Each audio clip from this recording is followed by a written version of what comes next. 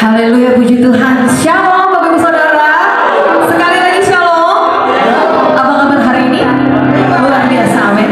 Kita luar biasa dengan kita punya Tuhan yang luar biasa, amin. Yang setuju katakan haleluya.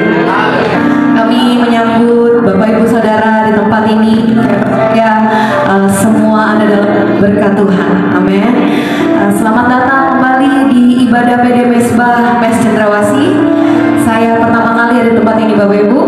Nama saya Melisa. Di sini mungkin kepanjangan Stefani Melisa. Saya Melisa. Karena kebetulan saya lihat Bapak Ibu di sini ada banyak orang timur ya.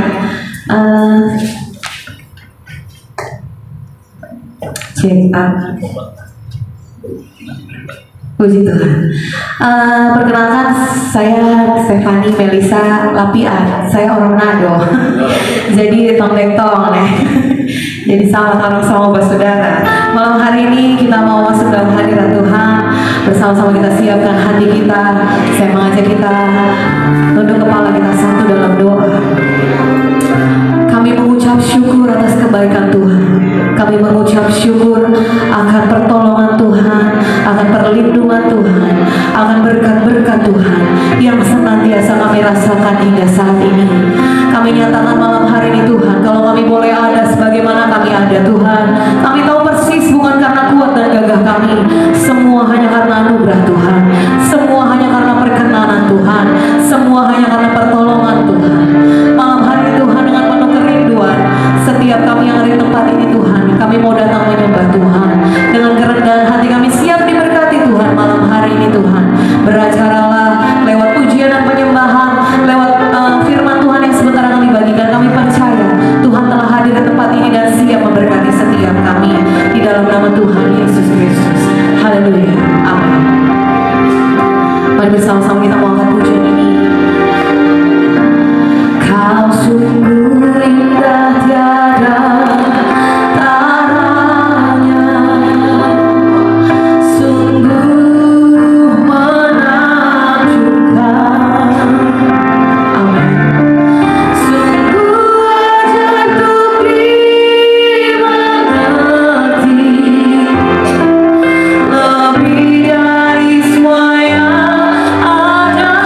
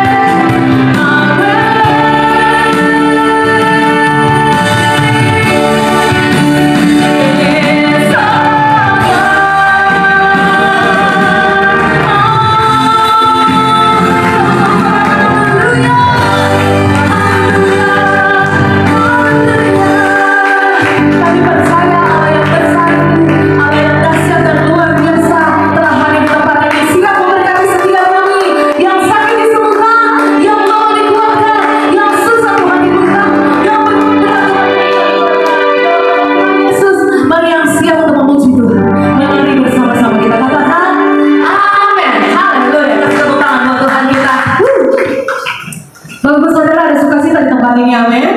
Kasih salam dulu kanan kiri, mau kata Tuhan Yesus baik. Haleluya. Dia Tuhan yang hebat, amin. Dia Tuhan yang sanggup mengangkat setiap kita. Dia Tuhan yang mengangkat orang yang miskin, yang rendah hatinya dari dalam lumpur. Ini kita sama-sama angkat bersama pujian ini. Bagi Bapak Ibu Saudara yang belum tahu, silakan melihat di kertasnya ini ya. Sama-sama kita joget buat Tuhan ya. Tepuk tangan sama-sama. Tuhanku hebat, Tuhanku dahsyat, Tuhan membuat orang jadi kaya. Ia merendahkan, Ia meninggikan, Ia menegakkan orang yang hina, Ia mengangkat orang yang miskin.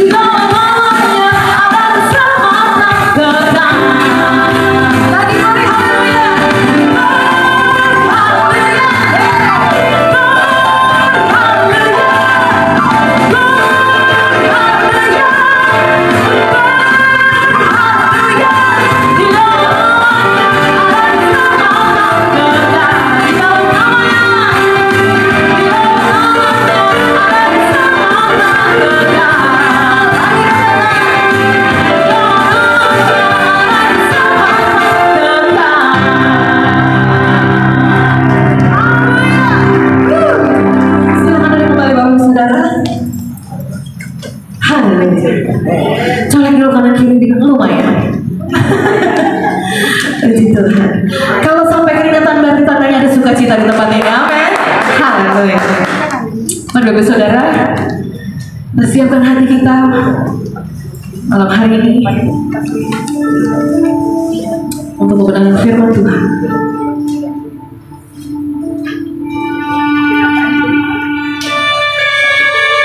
Engkau Tuhan yang senantiasa ada bagi kami. Engkau Tuhan yang selalu menolong kami dalam setiap usia hidup kami. Engkau Tuhan yang tidak pernah meninggalkan kami. Terima kasih, kami bangga menjadi anak-Mu Tuhan. Kami bangga menjadi anak-Mu Bapa.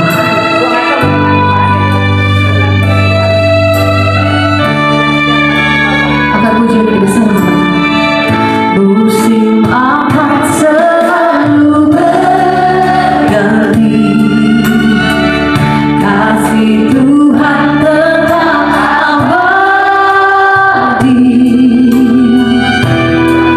tak akan berubah sampai selamanya. Ku tetap percaya, ku yakin Tuhan memberkati, ku yakin Tuhan melindungi. Burung di udara Tuhan pelihara karena kasih-Nya. Tuhan selalu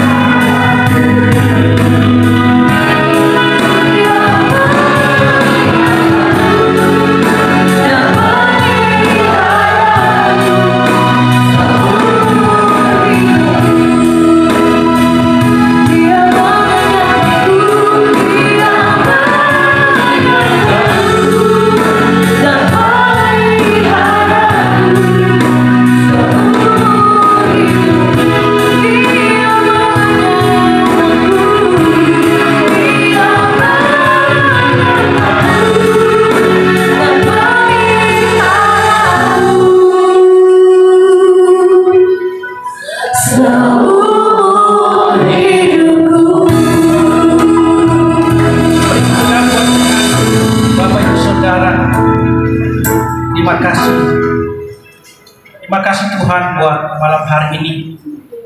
Kami dipertemukan dalam ibadah di tempat ini semua oleh karena kasih dan anugerah Tuhan.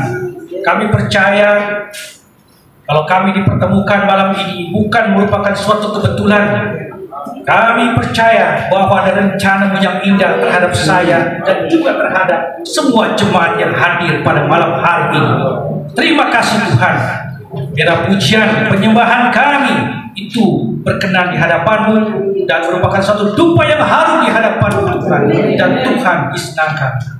Sebentar kami akan duduk diam, mau mendengarkan sebagian daripada sabda firman-Mu Tuhan lewat hamba-Mu yang terbatas. Urapi hamba-Mu, lawat jamah kami semua Tuhan, agar ketika firman-Mu diberitakan, kami menyimak dengan baik, kami mendengar dengan sungguh, dan kami merenungkan, mencermati ulang setelah pulang dari tempat ini, dan melakukannya di dalam kehidupan kami. Semuanya untuk hormat dan kemuliaan bagi nama-Mu, Allah yang kudus yang kami kenal di dalam nama Tuhan Yesus Kristus. Terima kasih Tuhan, berfirmanlah kepada kami malam hari ini. Dalam nama Tuhan Yesus Kristus, yang siap mendengarkan firman Tuhan, mari kita sama-sama katakan amin. Tes, ya. Tes. Ya. Selamat malam Bapak Ibu Saudara yang terkasih dalam Tuhan. Shalom. Shalom. Haleluya, puji Tuhan. Saya sungguh sangat bersukacita ada di tempat ini, di Mes Cendrawasih, Papua.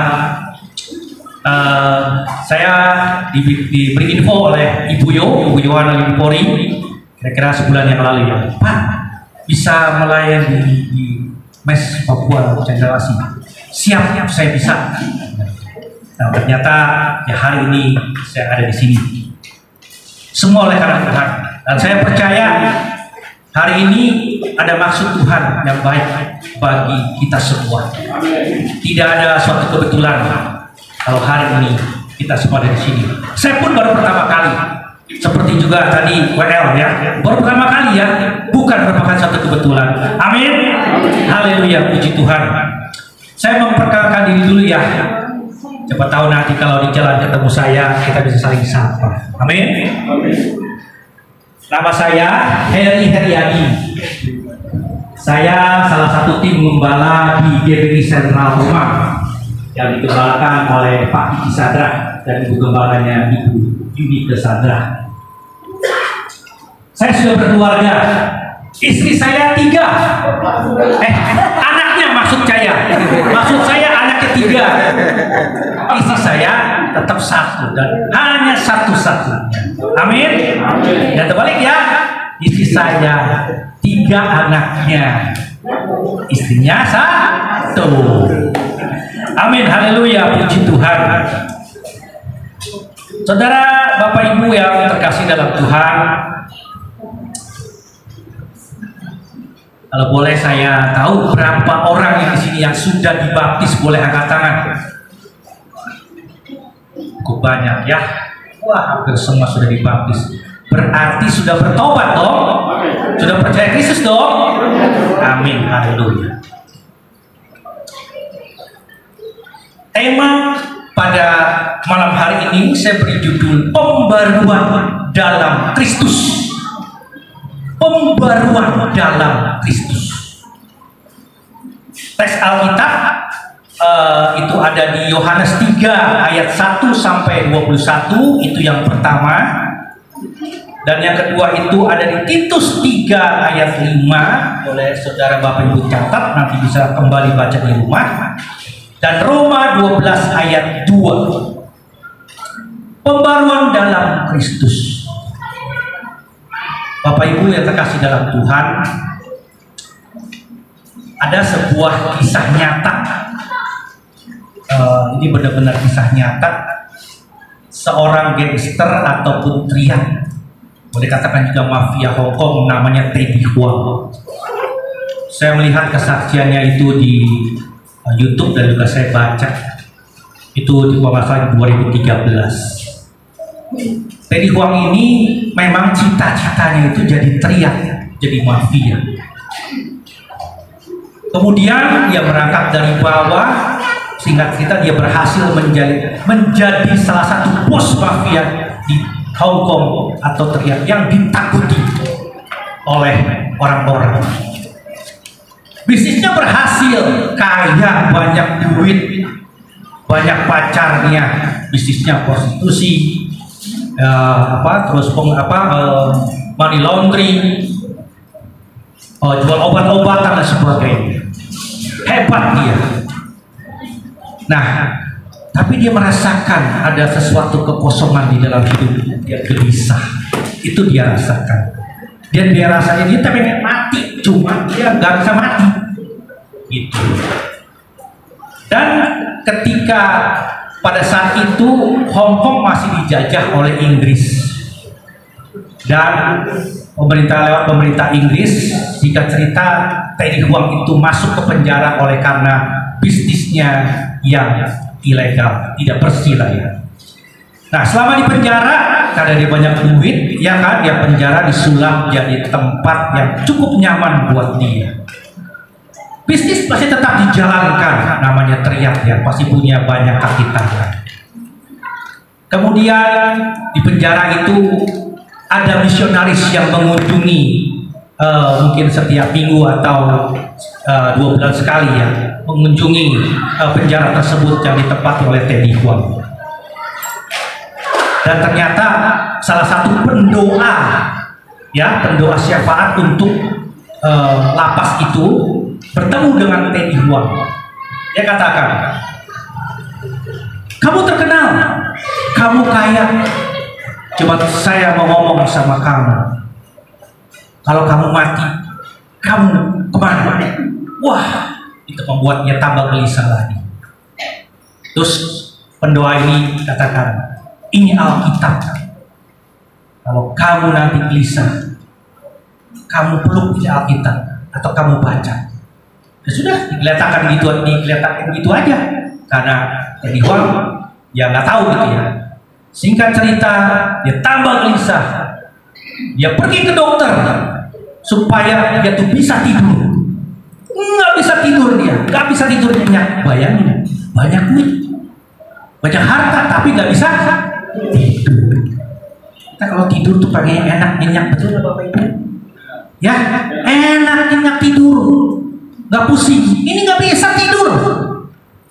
Suatu malam, ketika dia udah lelah, dia ngantuk, dia pengen tidur, dia lihat Alkitab.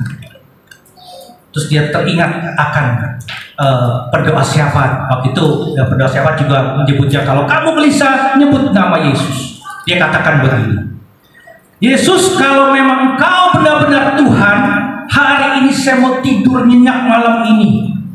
Terus dia peluk tuh Alkitab. Belum sampai dia berdoa, dia udah tidur nyenyak. Besok pagi dia kaget tuh, kok saya bisa tidur ya? Ternyata Alkitab tuh di sini. Kok saya bisa tidur ya? Wah, dia ingat. Dihubungin itu si pendoa syafaat. Saya bisa tidur. Kemudian pendoa syafaat datang lagi. Didoakan dan Teddy Huang bertobat terima Kristus. Beri kemuliaan buat Tuhan. Nah, tapi belum sampai di situ. Ternyata teman-temannya itu melihat si Teddy Huang itu, mereka iri. Ya kan, mereka, loh, kok Teddy Huang sekarang bertobat, bisnisnya hancur. Terus teman-temannya datang, tuh Tuhanmu jahat Teddy, kamu bertobat, bisnis kamu hancur. Iya benar juga ya, saya bertobat, tapi kok saya nggak ada uang. Tapi dihubungin tuh pendoa bilang, sekarang kamu pilih, kamu mau bisnisnya hancur tapi ikut Tuhan, kamu bisa tidur, atau kamu mau bisnisnya berhasil tapi kamu nggak bisa tidur. Udah mikir, oh saya mau tidur, ya sudah, bisnis kamu hancur. Akhirnya dia bergumul, terus dia tutup bisnisnya satu-satu. Kemudian ada bisnis yang bersih, dan dia pilih ikut Tuhan meskipun bisnisnya hancur. Kisah ini Bapak Ibu, ketika saya membaca, Ini kisah nyata loh, boleh cek di YouTube ya. Teddy Huang memilih Kristus, dia bertobat. Nah, ini satu kemajuan di dalam diri Teddy Huang. Dan saya juga berharap Bapak Ibu yang telah bertobat itu, ya kan, harus mengikuti jejak daripada Teddy Huang ini yang dia itu bertobat sungguh-sungguh gitu. Nah, saya mau bagikan dari kisah ini seperti judul yang tadi saya katakan, pembaruan dalam Kristus. Kenapa pembaruan itu diperlukan dalam Kristus? Dan kan saya katakan, siapa yang sudah dibaptis banyak angkat tangan berarti sudah bertobat. Nah, yang pertama itu pembaruan diperlukan dalam Kristus agar kita datang atau bertobat dengan sungguh kepada Allah. Kenapa saya katakan bertobat dengan sungguh? Karena ada orang-orang yang tidak bertobat dengan sungguh. Karena ada orang-orang yang bertobat main-main atau tidak serius. Di luar sana sih, tidak ada di sini. Betul? Amin? Ya, yakin dong. Ya. Kenapa?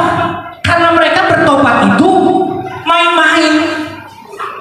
Seringkalinya yang saya temukan bigu ke gereja, atau mungkin juga ada komsel, tapi pertobatannya tidak sungguh-sungguh.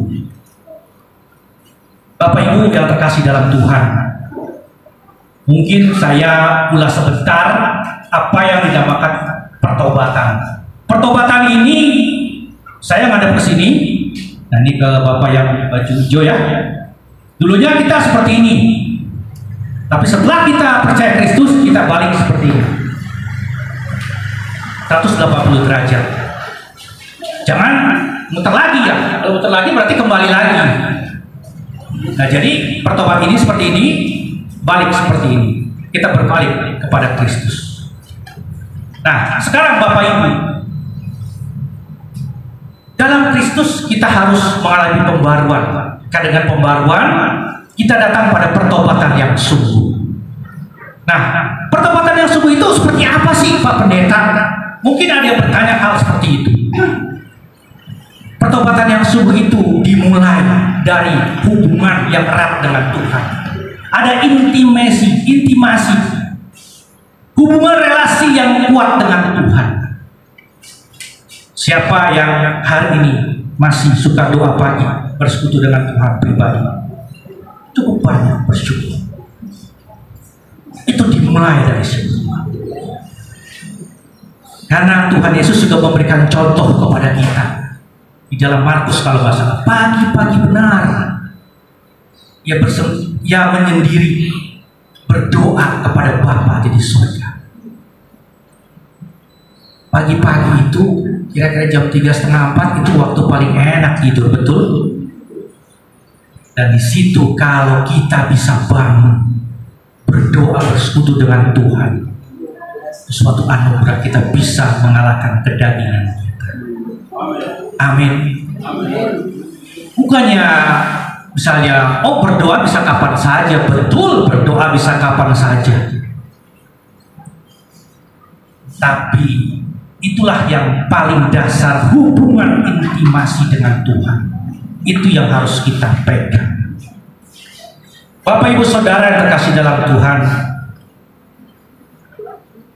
di dalam Matius 3 ayat 2, suatu pernyataan Alkitab yang terkenal. Bertobatlah sebab kerajaan sorga sudah dekat. Saya percaya firman Tuhan yang barusan saya katakan itu sudah pernah didengar puluhan kali ya. Bertobatlah sebab kerajaan sorga sudah dekat. Mungkin ada yang bertanya, kok nggak dekat-dekat ya kerajaan sorga? Ternyata kerajaan sorga itu ada di hati kita ketika kita bersimpuh di bawah kaki Tuhan.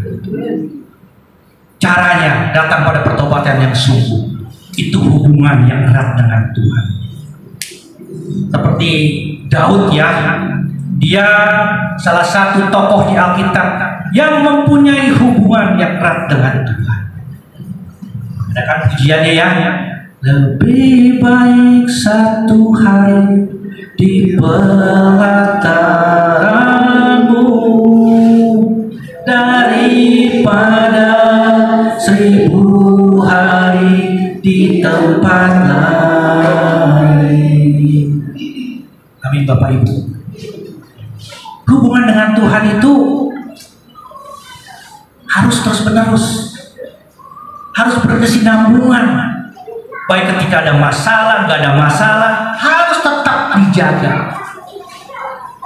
Karena yang saya katakan tadi, kalau orang yang tidak bertobat dengan sungguh, mereka hubungannya boleh dibilang jatuh bangun, up and down, up and down.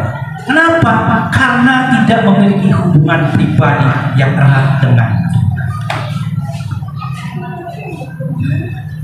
Saya berharap semua yang hadir di sini, Bapak Ibu, terus membangun hubungan relasi yang kuat dengan Tuhan.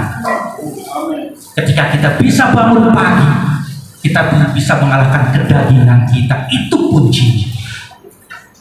Mungkin ada yang bertanya, Pak Pendeta, saya nggak bisa bangun pagi karena mungkin kesibukan dengan segalanya. Ya, tidak apa-apa. Tapi sisihkanlah waktu, ya, sebelum beraktivitas, mungkin menghampiri Tuhan. Coba belajar 10 menit, 15 menit, tidak apa-apa. Yang penting ada kerinduan, ada komitmen yang sungguh, itu. Nah, tapi nanti kalau ada waktu luang ataupun misalnya di perjalanan, ya, mungkin naik kendaraan umum ataupun di mobil atau di motor, kita bisa memuji Tuhan kok. Itu kesempatan. Apa ya kalau lagi macet atau naik kereta? Tim gembala saya ingat tuh namanya Pak Eliezer, dia tinggal di Majak, 2 jam ke Jakarta. Kalau dia naik kereta dia suka cerita sama saya. Dia berdoa di kereta. Dia doakan orang-orang di kereta. Dia memuji Tuhan. Nah, jadi itulah yang dinamakan intimasi dengan Tuhan. Hubungan yang erat dengan Tuhan. Nafas orang Kristen adalah berdoa kepada Tuhan. Amin Bapak Ibu. Kita nggak akan kuat kalau kita tuh nggak punya hubungan dengan Tuhan. Jadi hubungan dengan Tuhan itu yang tadi pagi oke. Tapi di sela-sela pekerjaan, di sela-sela kegiatan kita atau ibu-ibu dalam berumah tangga, kita bisa berdoa, Tuhan terima kasih. Hari ini saya bersyukur kepada Engkau ya Tuhan. Engkau Allah yang baik. Itu pun sudah berdoa Bapak Ibu. Atau kita memuji Tuhan. Kita menaikkan pujian syukur kepada Tuhan. Itu pun sudah kita melakukan hubungan yang intim dengan Tuhan. Amin Bapak Ibu. Bangun ya hubungan yang intim dengan Tuhan, sehingga kita bisa datang pada pertobatan yang sungguh dan terus diperbaharui dalam Kristus. Jadi yang pertama, pembaruan dalam Kristus. Kenapa pembaruan dalam Kristus itu diperlukan, bahkan diharuskan? Karena apa? Karena supaya kita datang pada pertobatan yang sungguh, sehingga pertobatan kita tuh permanen, pertobatan kita tuh stabil, tidak jatuh bangun. Amin Bapak Ibu. Caranya tadi Bapak, pertama itu bangun hubungan dengan Tuhan. Jadi itu yang pertama. Pembaruan dalam Kristus diperlukan karena supaya kita datang pada pertobatan yang sungguh kepada Allah. Yang kedua, mengapa sih pembaruan dalam Kristus itu penting dan perlu? Karena pembaruan diperlukan agar kita menjadi orang yang berkenan kepada Allah. Itu ada di ayat Roma 8 ayat 7 sampai 8. Saya akan bacakan. Sebab keinginan daging adalah perseteruan terhadap Allah, karena ia tidak takluk kepada hukum Allah. Hal ini memang tidak mungkin baginya. Mereka yang hidup dalam daging tidak mungkin berkenan kepada Allah. Jadi sederhananya, kalau kita mau menjadi orang yang berkenan kepada Allah, kita tidak hidup dalam daging, tapi hidup dalam roh. Itu yang firman Tuhan katakan. Pembaruan diperlukan agar kita menjadi orang yang berkenan kepada Allah. Orang yang berkenan kepada Allah adalah orang yang tidak hidup menurut keinginan daging. Di dalam Efesus 4 ayat 17 sampai 31 itu memang panjang, tapi ada beberapa hal yang penting. Saya akan bacakan ya. Efesus 4 ayat 17 sampai 31.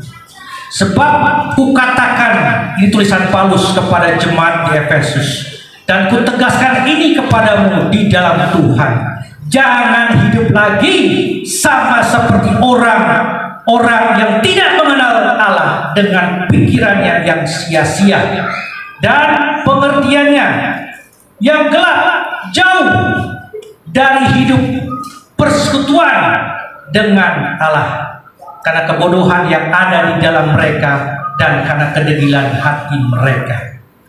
Perasaan mereka telah tumpul sehingga mereka menyerahkan diri kepada hawa nafsu kedagingan, ya, dan mengerjakan dengan serakah segala macam kecemaran.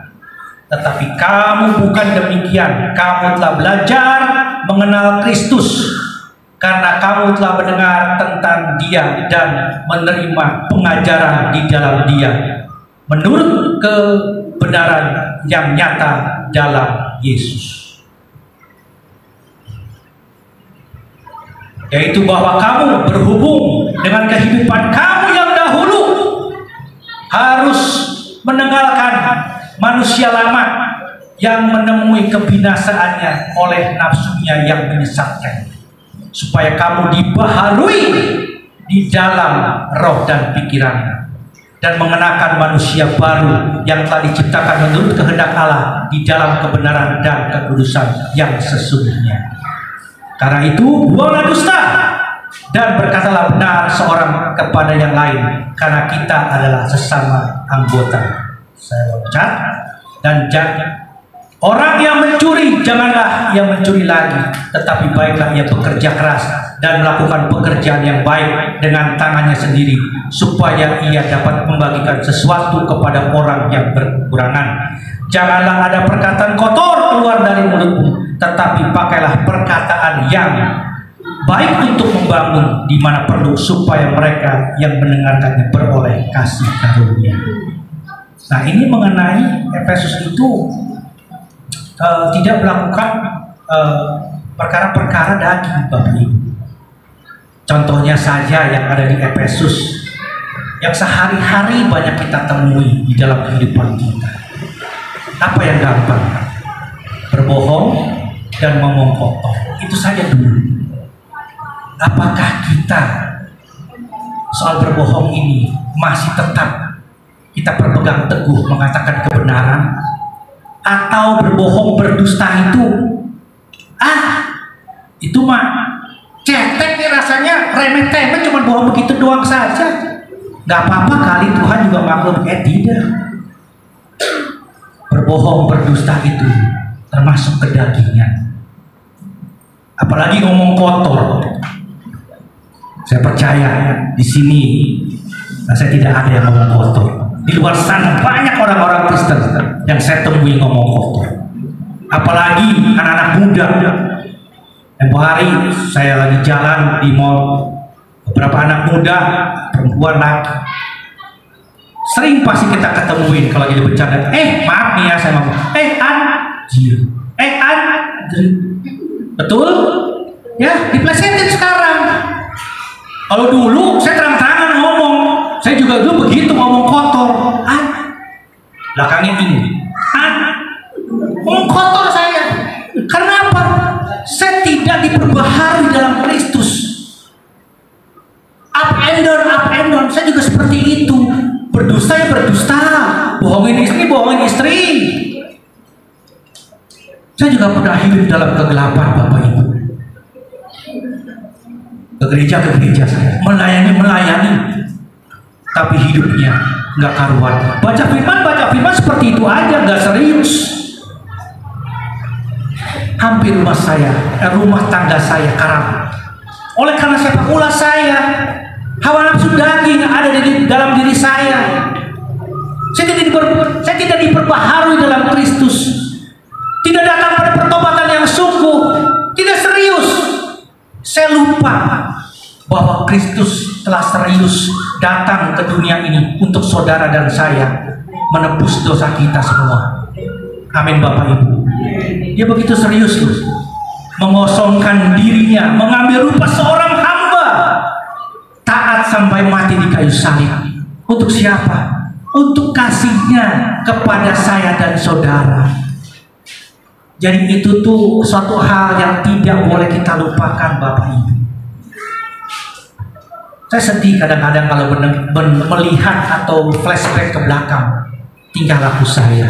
Benar-benar sedih saya. Tapi puji syukur Tuhan tuh menangkap saya.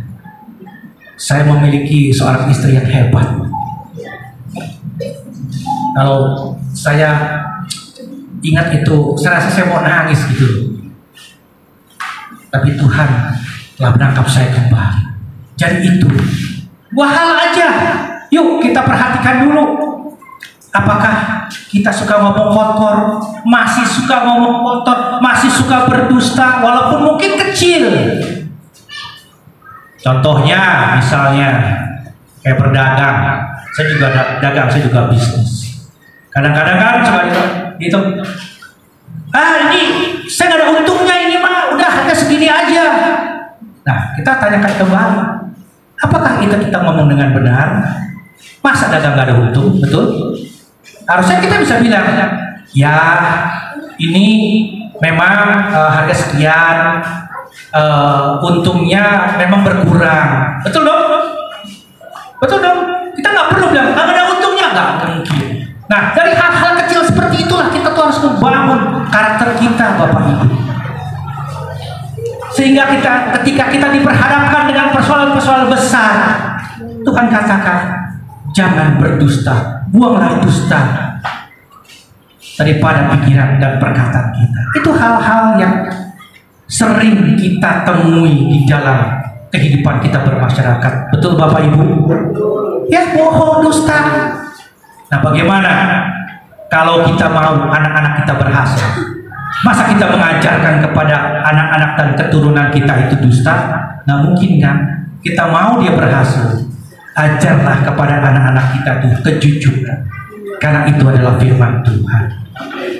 Perkataan kita juga harus membangun, ya. Lalu mungkin kita lagi ngomel, kalau kita bercanda, hindari itu seperti itu. Banyaklah ngomong, ya si AL, ya kan? Nah, itu nggak boleh itu seperti itu. Karena perkataan kita tuh penuh kuasa sebagai orang-orang percaya. Nanti hidup kita jadi, ya kan? Kita nggak boleh perkataan-perkataan yang sia-sia itu nggak boleh lagi, nggak ada lagi. Saya bukan menyombongkan diri. Rasanya saya sudah lama tidak mengatakan hal seperti itu. Dan juga untuk dusta dan bohong, saya dulu seperti itu. Tapi istri saya mengajarkan, mulailah dari hal yang kecil. Kamu dulu suka bohong, kamu dulu suka ngomong kotor, mulailah dari situ dulu. Dan saya percaya, kalau kita mau berubah, pembaruan dalam Kristus, kita akan menjadi orang yang berkenan kepada Allah. Amin Bapak Ibu. Kita tidak lagi hidup dalam kedagingan. Daud pernah melakukan kesalahan yang fatal dalam hidupnya. Ketika dia dalam keadaan nyaman, raja-raja pergi berperang, Daud jalan-jalan di soto rumahnya. Dia melihat perempuan lagi mandi dan dia jatuh ke dalam dosa. Ya, dia meniduri Batseba istri Uriah. Terus dia rancangkan perbuatan jahat terhadap Uria. Urianya dibuat mati oleh Daud. Itu rancangan Daud. Daud berdosa besar di hadapan Tuhan. Dia melanggar perintah ke-6, 7, 8, 9, 10. Besar dosa. Tapi ketika dia ditegur oleh Nabi Nathan lewat sebuah perumpamaan, apa yang Daud lakukan? Itulah saya. Dia langsung ngaku. Padahal dengan keperkasaan Daud, Daud bisa saja menghabisi Nathan saat itu. Tahu apa kamu?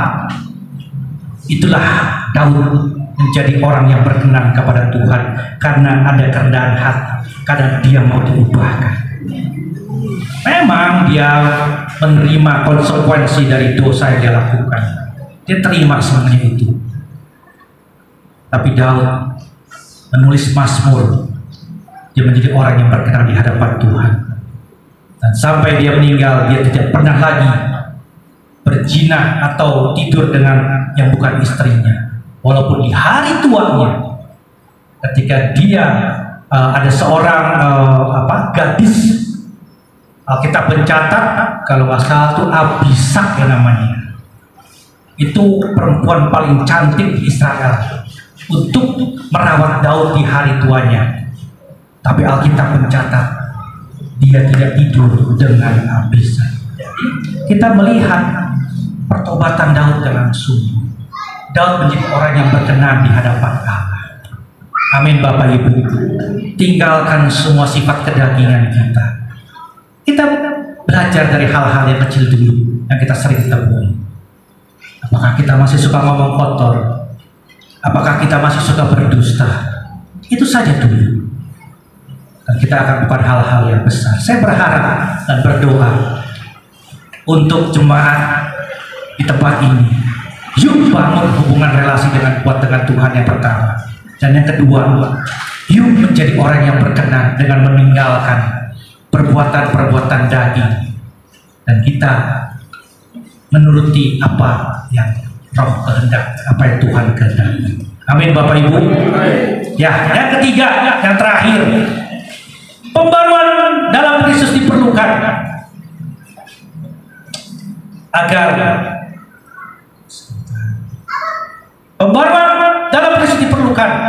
kita melihat kerajaan Allah.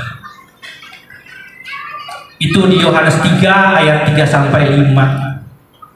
Yesus menjawab, katanya ketika dia sedang bercakap-cakap atau ditanya oleh Nikodemus, "Aku berkata kepadamu sesungguhnya, jika seorang tidak dilahirkan kembali, ia tidak melihat kerajaan Allah."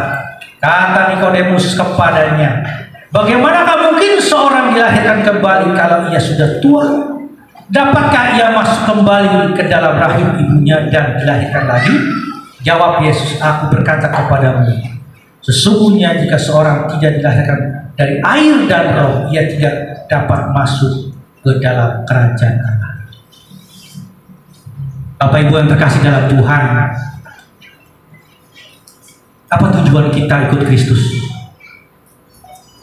Pasti melihat kerajaan Allah, betul? Saya juga mau. Siapa yang mau angkat tangan? Semua masih mau. Amin. Nah, untuk itu kita perlu pembaruan dalam Kristus, sehingga kita bisa melihat kerajaan Allah.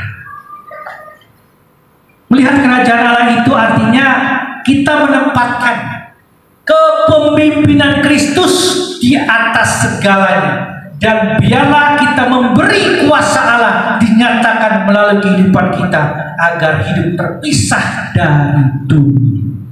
Itu namanya kita menempatkan Kristus di atas kehidupan kita segalanya.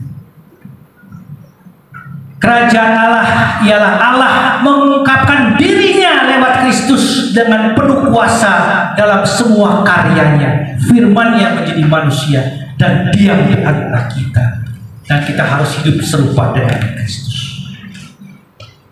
Kerajaan Allah bukan bagi mereka yang jarang berdoa, yang jarang bersekutu, mereka yang berkompromi dengan dunia, mengabaikan firman Tuhan, dan cenderung tidak ada kehausan, kelaparan akan kebenaran firman Tuhan.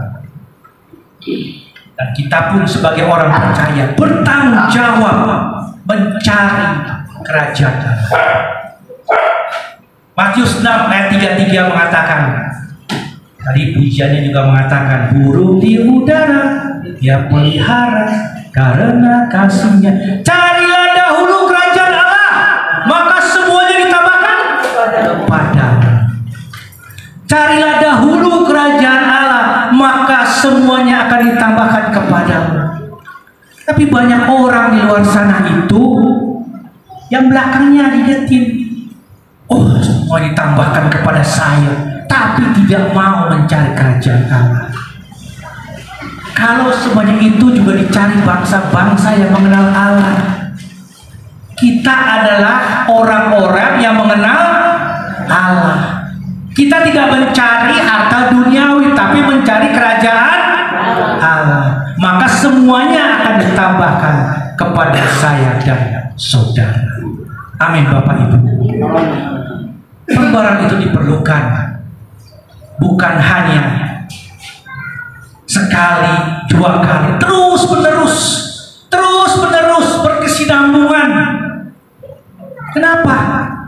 Karena di dalam kehidupan kita bisa saja jatuh kalau kita tuh tidak bersekutu. Kalau kita tidak hidup dalam roh, kita bisa jatuh kalau dikasih kesempatan bangkit lagi. Kalau tidak, langsung kemana kita? Bapak Ibu bisa terangkan. Amin Bapak Ibu. Ya, pembaruan itu diperlukan. Saya juga masih bisa jatuh. Ibu Yu juga masih bisa jatuh. Yang lewat tadi juga masih bisa jatuh. Tapi kalau pembaruan terus menerus kita lakukan, kita akan menjaga waspada terus di dalam Tuhan. Pembaruan berhenti sampai ketika kita dipanggil pulang oleh Tuhan. Selesai tugas menang. Pembaruan terus gampang. Amin Bapak Ibu. Jadi pembaruan itu bukan berhenti ya. Kalau bertobat tadi betul sekali bertobat cukup. Tapi pembaruan itu terus menerus. Di pikirannya diperbaharui. Dalam Roma 12 ayat 2 terkatakan, janganlah kamu menjadi serupa dengan dunia ini, tetapi berubahlah oleh pembaruan budimu, sehingga kamu dapat membedakan manakah kehendak Allah yang baik, yang berkenan kepada Allah, dan yang sempurna. Jadi pikiran kita terus dibaharui terus menerus. Bapak Ibu datang ke gereja setiap minggu atau ada ibadah di sini atau konser dan sebagainya, pasti dapat hal-hal baru, betul? Pasti dapat hal-hal baru. Itulah yang namanya pembaruan. Kita nggak akan bisa mencapai kerajaan Allah kalau hati dan pikiran kita tidak diperbaharui. Sebenarnya alasan itu hidup dalam pembaruan dalam Kristus itu ada 9 yang saya pelajari. Tapi saya cukup paling ini 3 saja. Karena ini menurut saya ini yang esensi dalam kehidupan kita. Amin Bapak Ibu. Mau ya diperbaharui terus? Mau ya hidup dalam Kristus? Dalam pembaruan dalam Kristus. Amin. Nah, saya akan tutup dengan sebuah kesaksian. Ini kisah nyata. Ini dialami oleh teman saya. Waktu COVID di tahun 2020, Tuhan tuh memanggil saya untuk sekolah Alkitab. Bapak Ibu, saya tuh bukan orang sekolahan. Saya sekolah pada saat SD, SMP, SMA apalagi. Itu merupakan suatu duri dalam daging. Nggak betah saya sekolah. Karena ya pada saat itu terusan saya berkarir sebagai seorang pemain bulu tangkis. Jadi papa saya mengharapkan saya itu jadi atlet nasional, bahkan internasional. Jadi sekolah itu saya abaikan. Saya lebih konsentrasi di situ, tapi gak jadi Bapak Ibu. Akhirnya jadi pendeta saat ini. Semua karena Tuhan. Amin. Nah, singkat cerita, sekolah seperti itu aja udah. Begitu pas lulus, saya langsung berkarir umur 18. Nah, saya tuh udah ya namanya buku apa semua segala. Saya nggak perhatikan lah, nggak baca buku yang seperti apa enggak. Nah, Ketika di tahun 2016 itu gembala sidang saya sudah menyuruh saya sekolah. Sekolah kitab, kamu tuh punya potensi. Aduh, sekolah kitab saya bayangin. Saya cari-cari 4 tahun S1 sekolah kitab. Waktu saya udah umur 50-an deh. Tapi Pak Gembala itu Pak Kiki nggak berhenti ya mendorong saya untuk sekolah. Nah, singkat cerita pada saat itu memang saya sudah ya lebih intens ya hubungan dengan Tuhan. Nah, di tahun 2020 semakin kuat keinginan saya untuk menggali firman Tuhan. Setiap hari saya baca renungkan, semakin kuat itu di dalam hati. Saya iseng-iseng, saya daftar tuh di STTBI Petamburan. Ketika saya daftar, ya kan, nah setelah saya daftar, terus diterima saya sekolah. Saya bingung Bapak Ibu, puluhan tahun nggak pernah pegang buku ataupun ke laptop tuh nggak ngerti saya. Terus terang nggak ngerti. Saya minta tolong anak saya, yang anak muda pasti dia lebih nggak gaptek kayak saya. Terus saya belajar. Nah, di dalam kuliah itu saya bertemu dengan seorang teman namanya Joseph. Dia mempunyai latar belakang yang sungguh rasanya berantakan. Orang tuanya tidak tahu kemana. Ya, dia seorang tukang cukur. Dia gunting rambut wanita. Dan dia salah satu langganan itu konglomerat orang Indonesia, konglomerat Indonesia. Singkat cerita, dia masuk ke penjara karena keteledorannya. Nah, di penjara itu yang namanya Yosef ini, ya tadi ada ibadah kebaktian semuanya. Terus dia lihat, dia belum kenal Kristus Bapak Ibu. Terus dia lihat, ada apa itu ya yang nyanyi? Oh, ada makan-makan. Wah, saya kepengen makan nih. Dan dia ke sono ikut ibadah. Tapi dikatakan kalau mau ikut ibadah ini, mau makan harus ikut ibadah dulu. Kemudian akhirnya oke, dia ikut. Dia dengan ketidakmengertian dia ikut terus sampai suatu saat hatinya disentuh oleh Tuhan dan dia bertobat. Dia sungguh-sungguh diubahkan hati oleh Tuhan. Nah, sisa penjara dia kalau nggak salah masih 1 tahun lagi atau seperti apa. Terus dia berdoa sama Tuhan. Tuhan, kalau Tuhan pakai saya ada 3 permintaan.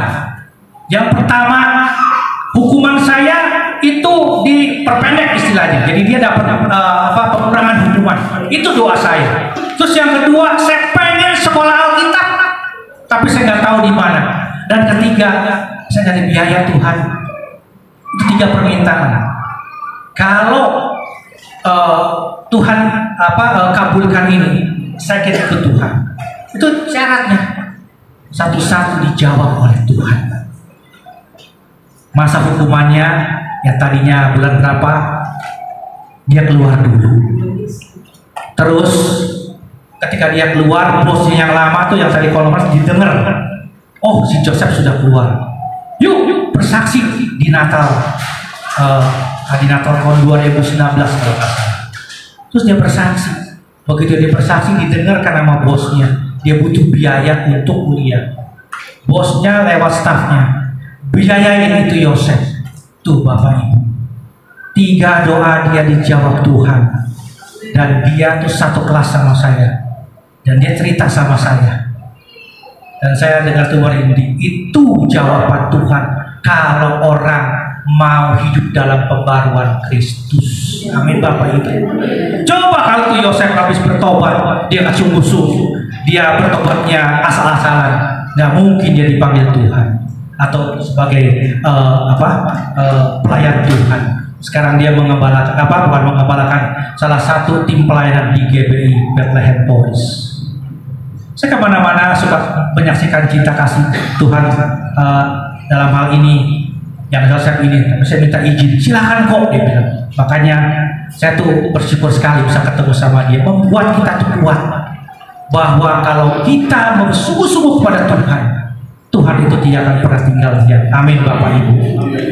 Ya, jadi 3 hal ini Mau hidup dalam pembaruan dalam Kristus, kenapa diperlukan dan diharuskan? Karena yang pertama, supaya kita datang pada pertobatan yang sungguh. Yang kedua, agar kita menjadi orang yang berkenan kepada Allah. Dan yang ketiga, agar kita bisa melihat kerajaan Allah. Saya berdoa, saya berharap kiranya firman Tuhan pada malam hari ini Bapak Ibu boleh cermati ulang kembali, boleh renungkan, dan boleh melakukan dan membagikan kepada orang-orang di sekeliling kita. Hidup dalam pembaruan Kristus membuat kita bisa hidup dalam kekekalan. Amin. Mari kita satu dalam doa. Bapa di surga, terima kasih Tuhan untuk kebenaran firman Tuhan yang telah hamba sampaikan. Kami perlu pembaruan dalam Kristus, karena dengan pembaruan dalam Kristus kami datang pada pertobatan yang sungguh. Karena dengan pembaruan dalam Kristus kami menjadi orang yang berkenan kepada Tuhan. Karena dengan pembaruan dalam Kristus kami dapat melihat kerajaan Allah. Ampuni kami ya Tuhan, kalau waktu-waktu yang lalu kami tidak datang pada pertobatan yang sungguh. Kami bertobat asal-asalan, kami bertobat tidak serius, kami bertobat main-main. Ampuni kami Tuhan. Kami juga masih sering hidup dalam kedagingan kami. Ampuni kami. Ampuni kami Tuhan. Tapi malam hari ini firman-Mu mengingatkan kepada kami untuk kami datang pada pertobatan yang sungguh, dan pembaruan di dalam Kristus menjadi bagian kami, dan menjadi orang yang berkenan, dan menjadi orang yang Tuhan sukakan, dan kami melihat kerajaan Allah. Terima kasih Tuhan, terpujilah nama-Mu. Segala pujian dan syukur dan hormat kemuliaan hanya bagi Allah yang kudus. Ku kembalikan semuanya untuk hormat dan kemuliaan bagi nama-Mu. Di dalam nama Tuhan Yesus Kristus yang sudah menerima berkat dari firman Tuhan, mari sama-sama kita katakan amin. Sudah lepas.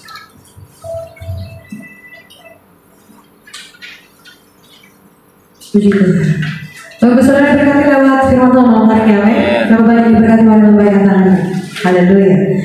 Baik Bapak saudara, kalau kita sudah diberkati malam hari ini, kita juga akan memberkati pekerjaan Tuhan di tempat ini. Untuk itu saya mengundang Ibu Nelcil untuk memimpin kita dalam doa persembahan.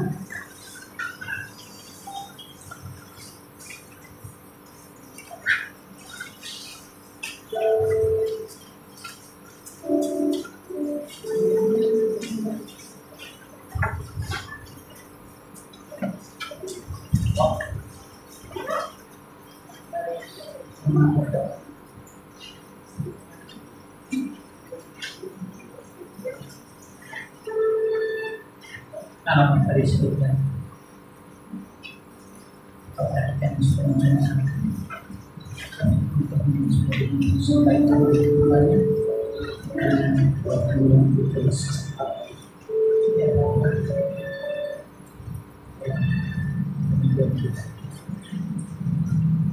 sesuai dengan kebiasaan.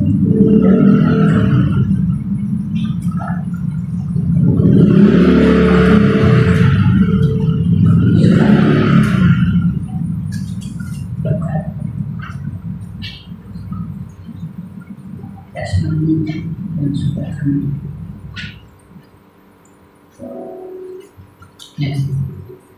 tiap saat kami diberkati, sudah kami dikembalikan oleh Tuhan supaya berkat itu dapat dikelola dalam persekutuan sebagai generasi ini. Tuhan berkati setiap kami anak-anak yang dikembalikan oleh Ibu kembalikan dari pemerintahan yang namanya mengatur bagaimana harus menjadi orang ini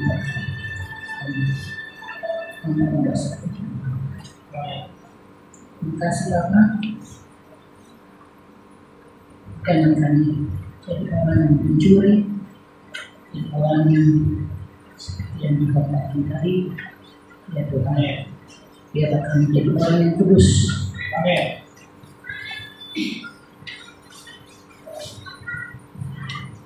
Ya, buat kami ini jangan dikatakan dalam nama Yesus kami sudah berdoa dan mengucap syukur. Terima kasih Bapa. Ya Allah, yang sudah cenderung kasih ini semakin hari semakin besar. Kita hadir di ruangan ini. Terima kasih Yesus. Amin. Selamat memberikan yang terbaik buat Tuhan, sebab Dia sudah terlebih dahulu memberikan yang terbaik buat kita. Amin. Kita sama-sama akan puji Allah satu.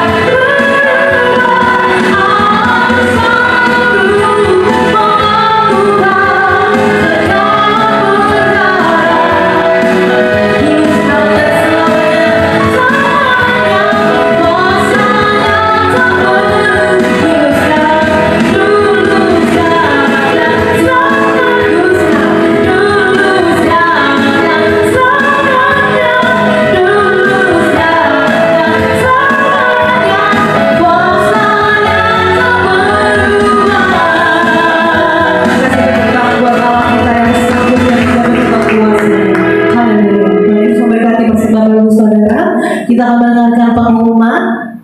Saya mengundang Bapak Wel untuk memberikan pengumuman.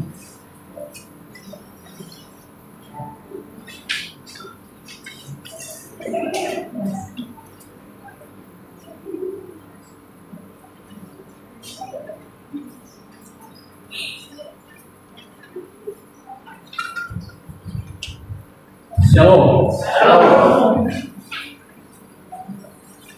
Baik, selamat malam Bapak Ibu Saudara yang terkasih dalam Tuhan.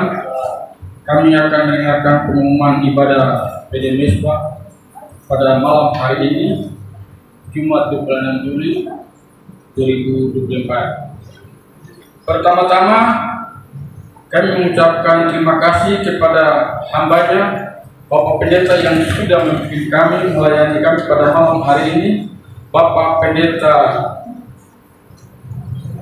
Heri Haryadi STH.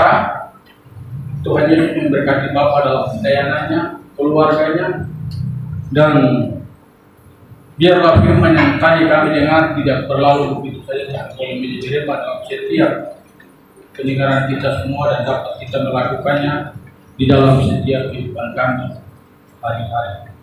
Terima kasih. Yang kedua, kami juga mengucapkan banyak terima kasih kepada Bapak Ibu yang sudah hadir pada malam hari ini, yang sudah mengikuti ibadah PD Mesbah pada malam hari ini.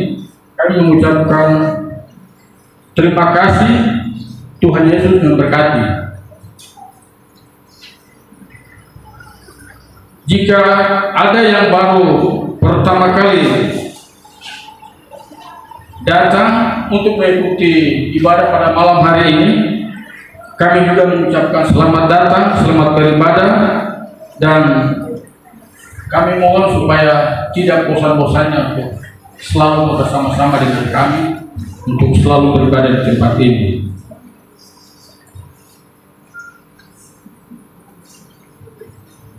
Kami juga mengucapkan terima kasih kepada para pelayan Tuhan, WL Aser, pembawa kolekta, pemain musik, dan bagian konsumsi yang telah mengambil bagian pada malam hari ini juga. Tuhan Yesus memberkati. Ibadah Pedemesba diadakan setiap 1 bulan 1 kali di tempat ini, dan untuk bulan Agustus akan diadakan pada Jumat 30 Agustus 2024 pada jam yang sama, yaitu pukul 19.00 atau jam 7 malam. Kami juga mengundang Bapak, Ibu semua untuk hadir di bulan depan, di mana kami adakan ibadah di tempat ini, supaya Bapak Ibu juga mau selalu bersama-sama dengan kami beribadah di tempat ini.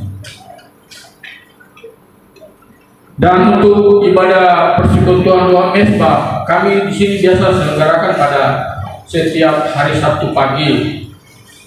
Ya, seperti tadi kita dengar bahwa Pak Pendeta sudah sampaikan buat kita bahwa ketika kita mau mencari Tuhan itu bagaimana kita bangun di pagi hari. Ya, tapi ya terus terang saya katakan bahwa untuk bangun pagi hari itu gampang loh. Jadi kalau siapa bisa bangun pagi hari itu bisa sembahyang memuji Tuhan, saya pikir itu luar biasa.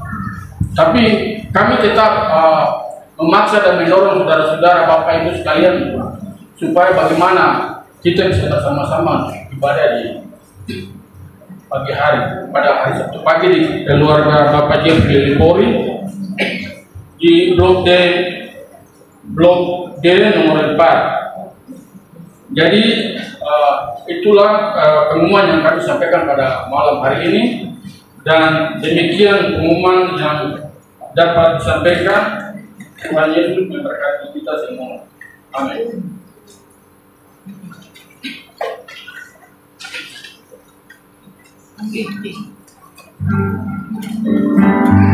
Bapak Saudara, kita akan menutup ibadah kita.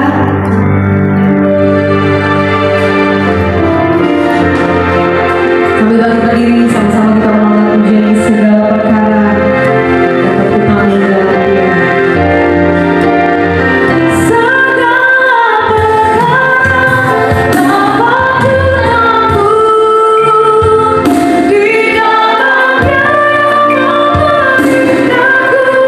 di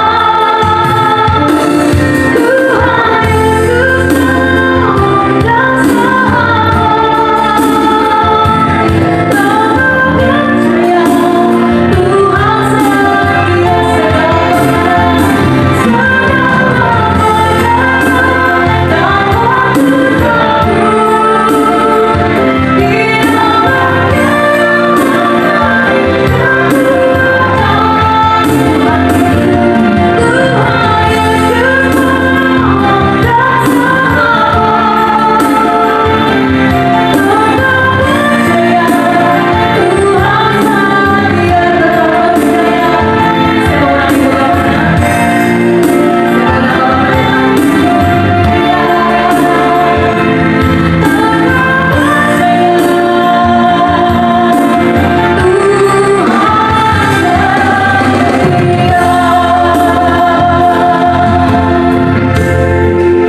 yang Bapak Ibu Saudara, kita akan berdoa syafaat sebelum doa berkat. Kita satukan hati untuk berdoa. Bapa di surga, terima kasih Tuhan. Kembali malam hari ini kami menghampiri tahta-Mu. Kami mau berdoa Tuhan dengan pokok-pokok doa untuk jemaat di tempat ini. Kepada mereka yang sakit, ada Ibu Lis dan Mira, Bapak Sepi Sikowai, Ibu Tati Sabarofek, Ibu Rita Ape, Bapak Sikus Tanui, Ibu Asne, Rika, Ibu Christine Nak, dan Ibu Yani. Tuhan, inilah nama-nama yang dalam keadaan sakit. Biar Tuhan menyembuhkan dan memulihkan. Dalam nama Tuhan Yesus Kristus, Tuhan berikan kesembuhan supaya mereka sembuh dan pulih. Dan kami percaya Tuhan, dalam nama Yesus Kristus ada kesembuhan, ada pemulihan. Karena kami percaya Tuhan, tidak ada yang mustahil di hadapan-Mu Tuhan. Segala perkara, bahkan sakit penyakit pun dapat disembuhkan oleh karena kita percaya kepada Engkau sebagai Tuhan dan Juru Selamat kami. Terima kasih Tuhan, dan kami telah menerima semua Tuhan dengan iman yang ada pada kami. Terima kasih Bapak, dan kami juga berdoa untuk usaha dan pekerjaan dalam setiap keluarga yang hadir pada malam hari ini.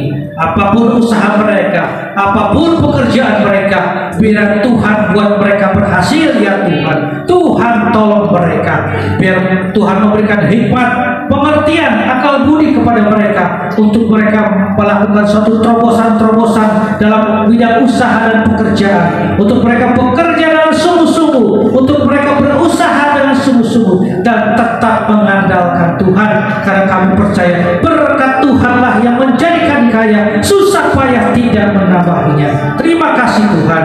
Kami juga berdoa Tuhan untuk setiap keluarga di tempat ini, agar mereka memiliki hidup takut akan Tuhan, menghormati Tuhan dengan sungguh, karena kami percaya takut akan Tuhan adalah permulaan hikmat. Mengenal Engkau yang Maha Kudus adalah pengertian. Bila hidup takut akan Tuhan, Tuhan tambah-tambahkan kepada kami semuanya. Terima kasih Bapak, dan kami juga berdoa untuk setiap kepala rumah tangga yang ada di komunitas ini ya Tuhan. Setiap Bapak, biarlah Tuhan berkati setiap ayah, setiap bapak, setiap suami Tuhan, agar mereka tetap menjadi imam ya Tuhan dalam keluarga mereka, memimpin mereka ke dalam jalan yang benar ya Tuhan, untuk mendoakan istri, anak-anak mereka dan keturunan mereka sampai yang kesekian Tuhan, untuk mereka tetap beribadah kepada satu Tuhan yang hidup. Dan dalam pernikahan anak-anak mereka tetap bersatu ya Tuhan. Itulah doa kami untuk bapak-bapak atau suami-suami di tempat ini ya Tuhan. Terima kasih Bapak. Dan kami juga berdoa untuk persekutuan doa Mesbah Keluarga Cendrawasih di tengah lingkungan ini Tuhan, biar menjadi berkat bagi masyarakat di sekitarnya, dan banyak jiwa-jiwa dibenarkan untuk hormat dan kemuliaan bagi nama-Mu. Berkati Tuhan persekutuan Mesbah Cendrawasih ini Tuhan. Terima kasih Tuhan. Kami juga berdoa untuk kepengurusan yang ada di tempat ini. Biarlah mereka boleh saling merendahkan hati, merendahkan diri Tuhan.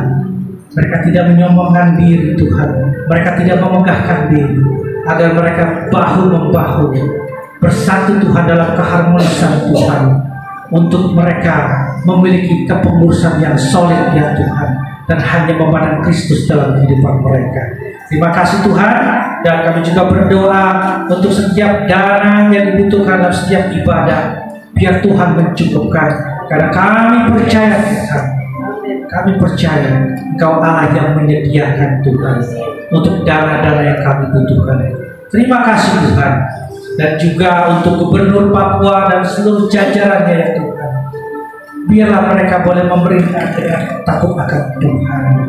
Biarlah mereka boleh memerintah dengan serius Tuhan, memerintah dengan sungguh, memerintah dengan sesuai dengan apa yang Alkitab ajarkan ya Tuhan.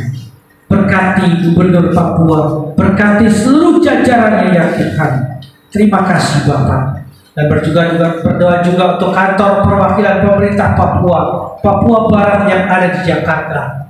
Buat mereka juga Tuhan, biar hidup takut akan Tuhan, Tuhan tanamkan kepada jajaran daerah yang ada di Jakarta ini ya Tuhan.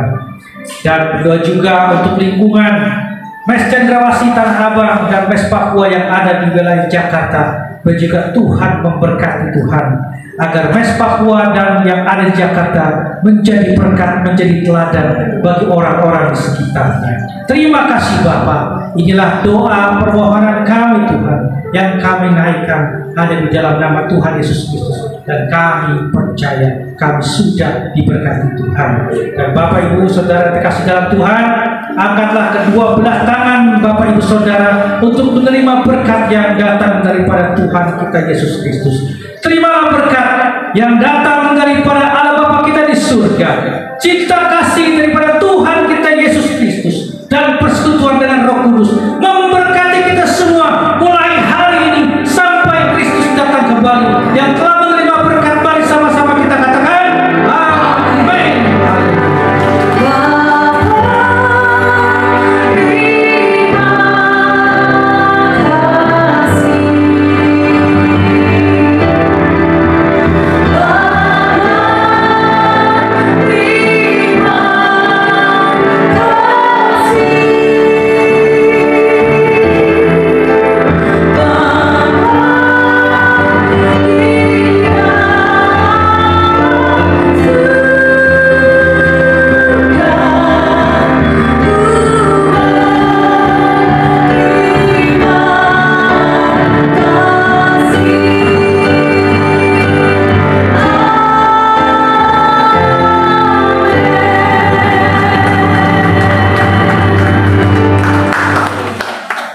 Ibadah telah selesai, sekarang bersaat teduh. Tuhan Yesus memberkati.